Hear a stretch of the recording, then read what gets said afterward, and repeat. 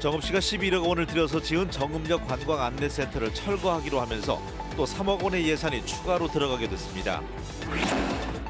고용과 산업 위기 지역인 군산에 전기차와 태양광 등 신재생 사업에 투자가 잇따르고 있지만 경제 상황은 기대만큼 나아지지 않고 있습니다.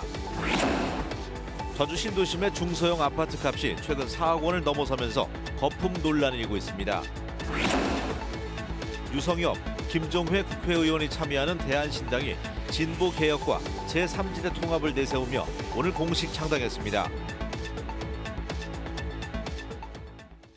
편안한 시간 보내고 계십니까? JTB 8시 뉴스입니다.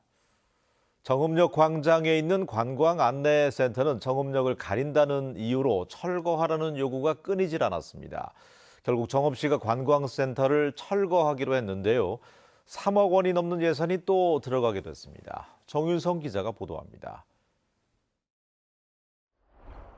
지난 2015년에 새롭게 단장한 정읍 종합관광안내센터와 농특산물 판매장입니다. 건물 위에는 홍보 전광판까지 설치되어 있습니다. 원래 이 건물은 농특산물 판매장으로 지어졌지만 고속철도 개통에 맞춰 11억 원의 예산을 들여 관광센터 기능이 추가됐습니다. 하지만 주민들은 정읍역 광장에 설치한 이 건물 때문에 정읍역이 보이지 않는다며 계속 철거를 주장해왔습니다. 정읍역을 어디냐고 물어볼 정도예요, 저 밖에서요. 예, 그러니까 이것을 아니었어야 되는데 왜 이것을 꼭 설치를 여기다 했는가. 그리고 사회에서 어떻게 보면 무용지물이 걸랑이에요, 저거요. 저거 장사 안 됩니다, 저거. 건물만 갖다 우뚝 세워놨을 뿐이지. 결국 정읍시는 지난달 관광안내센터를 정읍역 2층으로 옮겼고 기존 건물은 3월까지 철거하기로 결정했습니다. 철거하는데 1억 원, 또 전광판을 다른 곳으로 옮기는데 2억 5천만 원이 추가로 들어가게 됐습니다. 2006년 농산물 판매장에서 관광안내센터로, 그리고 이제는 철거되는 운명을 맞게 됐습니다. 적지 않은 돈이 낭비되기 때문에 정말 좋은 사업에 쓰여져야 될 예산들이 좋은 곳에 쓰여지지 못하는 그런 사례로 남는. 정읍관광안내센터는 지난 14년 동안 3명의 정읍시장을 거치면서 숱한 논란만 일으키다 그동안 들어간 20억 원에 가까운 예산과 함께 사라지게 됐습니다. JTB 뉴스 정윤정입니다.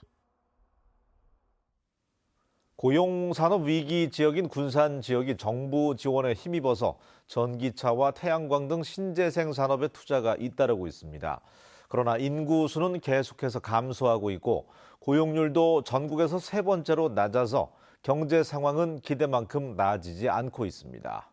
김진영 기자가 취재했습니다. GM 군산 공장이 폐쇄된 지 1년 만에 새로운 주인을 맞았습니다. GM 군산 공장을 인수한 명신이 내년 상반기부터 전기차를 생산하겠다고 발표했습니다. 공장 개조 등 여러 가지 사업을 진행하게 됩니다. 앞으로 진행할 일들 부분에서는 저희가 하나씩 보여드리면서 군산의 토종 기업으로 자리 잡는 모습들을 보여드리도록 하겠습니다. 군산시는 2018년부터 지난해까지 명신을 포함해 전기차와 재생에너지 등 모두 42개 업체를 유치했습니다. 이 가운데 3개 업체만 가동에 들어갔습니다. 사정이 이렇다 보니 많은 기업 유치에도 지난해 군산의 인구수는 27만 명으로 5년째 감소했습니다.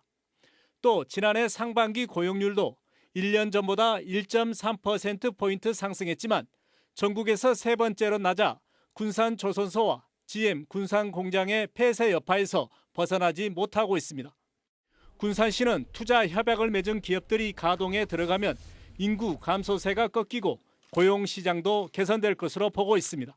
정부 계획하고도 맞물려 가기 때문에 최대한 정부하고 지자체하고 협의해서 그런 업무 MOU 한 업체들이 빠른 시일 내에 저희 기공식도 하고 공장이 정상 가동될 수 있도록 노래 나가겠습니다. 또 오는 4월에 있을 정부의 고용과 산업 위기 지역 연장이 이루어지면 경제 상황 개선에 도움이 될 전망이어서 정치권과의 협력이 필요해 보입니다.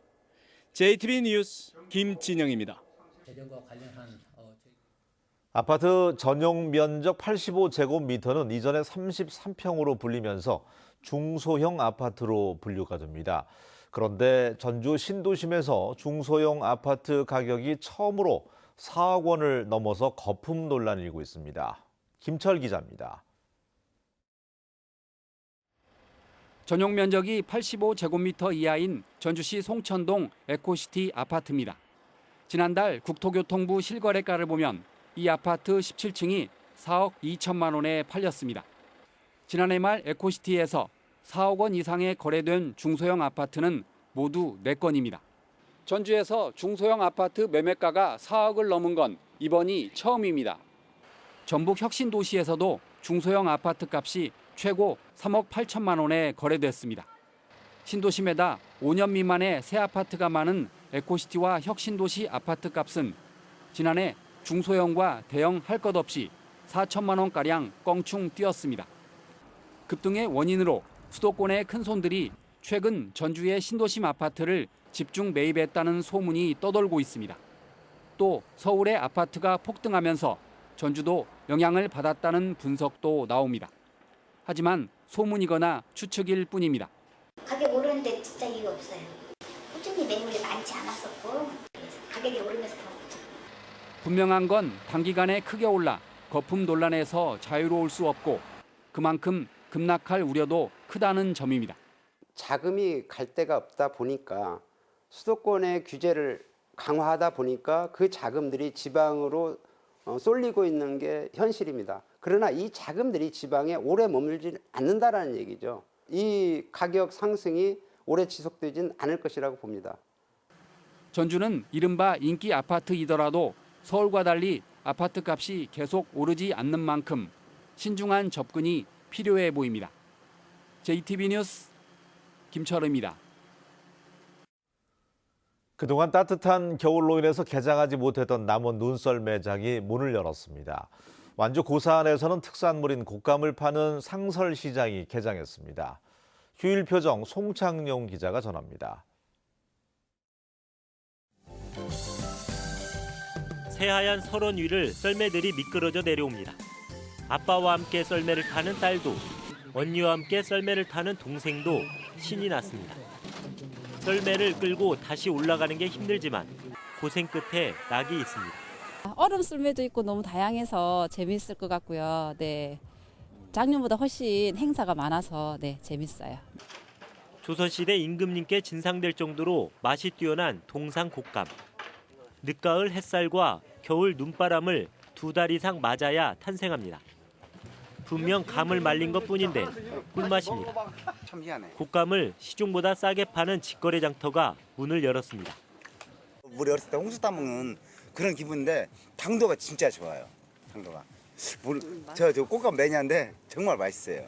동산 곶감은 씨가 없고 자연 건조로 이제 눈비 바람을 맞으면서 완전히 그 숙성되는 곶감이기 때문에 아마 차원이 다른 곶감하고는 차원이 틀릴 거예요. 완주 곶감을 만날 수 있는 직거래 장터는 오는 24일까지 운영됩니다. JTB 뉴스 송창용입니다. 민주평화당에서 떨어져 나온 대한신당이 진보개혁과 제3지대 통합을 내세우며 오늘 국회에서 공식 창당했습니다. 대한신당은 강력한 정치적 경쟁 체계를 구축해서 석 달 뒤에 치러질 4.15 총선에서 반드시 승리하겠다고 밝혔습니다. 대한신당에는 유성엽 의원과 김종회 의원 등 전북 국회의원 2명이 참여하고 있습니다. 이번 총선도 여성 후보자에 대한 문턱이 여전히 높은 것으로 나타났습니다. 선관위에 따르면 지금까지 전북에 등록한 예비 후보 33명 가운데 여성은 전주 갑선거구의 김금옥 후보와 익산을의 유정숙, 군산 최순정, 김제 부안 박정효 후보 등 4명으로 전체의 12% 수준입니다. 또 이들 이외에 등록이 예상되는 후보도 현역의 조배숙 의원과 박주연 의원뿐이어서 본선의 여성 후보 비율도 10%대를 넘기지 못할 것으로 보입니다. 도내 한 대학에서 신입생들에게 시간대별 연락 요령을 숙지하도록 하고 스키니 바지와 구두 금지 등의 복장 규정을 강요한다는 주장이 제기돼서 군기 잡기 논란이 일고 있습니다. 어제 한 SNS에는 대학 신입생 공지사항이라며 이 같은 내용의 단체 대화방 캡처 화면이 올라왔습니다. 이 게시글에 대해서 대학가의 군대 문화를 성토하는 누리꾼들의 비판이 이어지자 해당 대학에서는 진상을 파악하고 적절한 조치를 취하겠다고 밝혔습니다. 새만금 개발청이 올해 416억 원을 들여서 장기 임대 용지 50만 5천 제곱미터를 추가로 공급합니다. 지난해까지 조성된 66만 제곱미터를 포함하면 새만금의 장기 임대 용지는 모두 116만 5천 제곱미터로 늘어납니다. 새만금 장기 임대 용지는 공시지가 1%의 저렴한 임대료로 최대 100년간 쓸 수 있어서 기업들의 수요가 크게 늘고 있습니다.